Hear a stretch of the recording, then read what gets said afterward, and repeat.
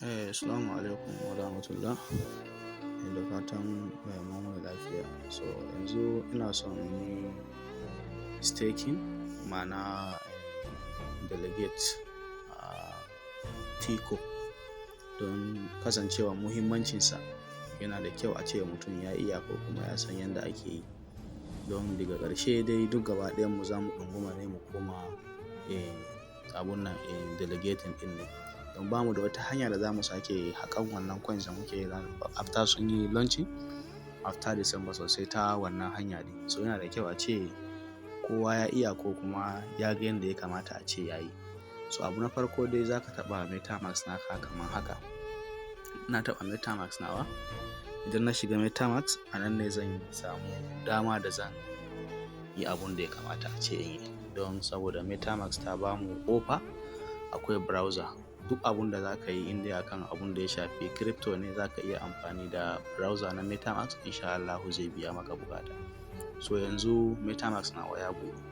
Ya zan yi staking ga account nawa na Tico. So abun da zan yi guda ɗaya ne. Zan taɓa option wannan layi guda 3 ta hannun hagu a sama, ma'ana wannan kenan. Ba shi ba na yi kuskure. A san abun sai a hankali, ni da koda ɗin ma ban gama ƙwarewa kan shi ba.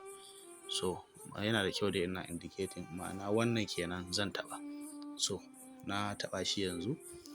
Za a ga browser a nan, sai in taɓa browser. So na taɓa browser yanzu haka yana loading. So already da yake ina kan validator address ne, zan koma baya kasancewa a kalla don kowanne da address nashi. So ga yanda address ɗin yake.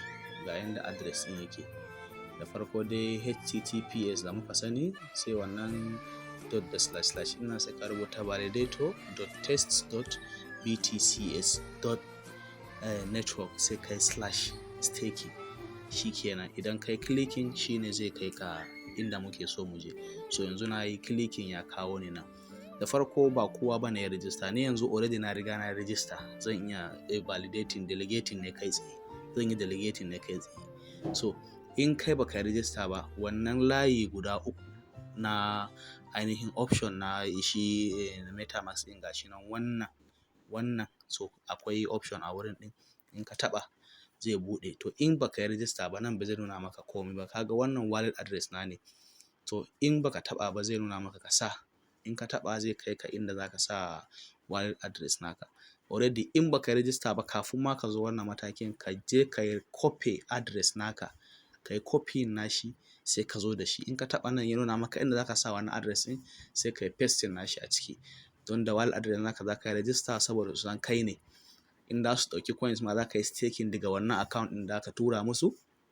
In na so mayar maka da riban da ka samu, ko kuma za ka yi cire delegating da kai a wannan asusun, za su mayar maka da kayanka. So yanzu ni na riga na yi delegating account na ne a nan. Kar ka buɗe shi a wani browser. In ka buɗe wani browser ma ba za ka kalli wannan account number ba. So ana son a yi amfani da browser na wannan shi MetaMask. So yanzu zan tafi in je in yi delegating. So kun ga wannan validators kenan. Validators waɗanda su ne suka mallaki ko guda 10,000 suke da haƙƙin su zama validators. So ga sunan za mu ga list nasu a nan. A misalci kamar yadda suka tsara abun kenan. Na farko akwai rock node, misali ne, ant node, formation da sauransu. Abun da suka mana wannan saboda already mun riga mun zama kaman mun san waɗannan, muna amfani da su wurin kati, shi sa suka mana misali da su. Ba mu san gaba ko su in za su zo ko kuma wasu mutane ne za su zo, saboda by then kowa ya riga ya mallaki abun da ya mallaka, zai iya zama in har ya mallaki wannan 10,000 da ake so. To a nan ga list na waɗannan. Kun ga wasu baƙi ai. Daga Beetle node ɗin nan akwai positron ne, ba mu san shi ba. To kasancewan ya mallaki guda 10,000, ya register zama validator, ya shiga. Ga node providing ne ko provider ne, ban sani ba, shi ma ya shiga. Ga wani jack node, shi ma ya shiga. So ga wasu nan suna ƙoƙarin su shiga, amma kayan su bai kai abun da za a buɗe musu. Waɗannan kamar an yi kamar locking nasu ne, maybe sun yi ba daidai ba. To akwai time da na buɗe na ga an yi jailing wani ma kamar yadda suka faɗa. So yanzu kamar idan za ka yi delegating, don mu delegators ne, delegating za mu ba mu kai validators ba. In za mu delegating ana considering percentage. Wanne ne percentage na shi ya fi yawa? saboda idan ka sa za a fi baka shiya mai kyau. Sai mu duba muna da active validators guda nawa, guda 8 out of 10. To ga sunan ina gani haka ne, 1 2 3 4 5 6 7 8. To they are active duka, sai mu duba wanne ne percentage nashi yafi yawa. So ina ga a cikin dai wanda na kalla kam akwai ba zai wuce mai 13.71 din, haka 13.71 shine nashi yafi yawa. Sai in zo in ga wayen ne, to formation ne, tunda formation ne bari in zo in taɓa, na taɓa formation. Zan je in yi staking coins na a wurin shi, ma'ana delegating. Nawa akwai bambanci tsakanin staking da delegating. So zan yi delegating coins na a wurin shi. Commission 5%, ga sinan ga total deposit wa'inda mutanen da suka yi depositing a nashi, ko kuma wanda shi yayi yana da mutane da yawa da coins da yawa, ko miliyon ɗaya, coin delegate miliyon 1.60 da wayan kai dai gashi na, wannan lissafi ne wanda sai mutum ya nutsu zai yi ko kuma zai fahimce shi.